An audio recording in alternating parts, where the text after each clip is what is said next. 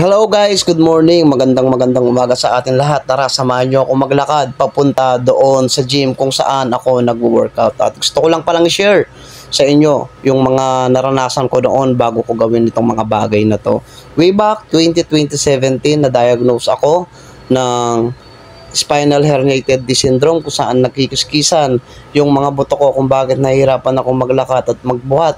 As per the doctor, hindi na daw ako pwedeng magbuhat ng mga mabibigat dahil pwede daw akong malumpo. Yun din ang dahilan kung bakit ako nag-resign sa dapat na trabaho ko as jail officer sana sa under the BJMP.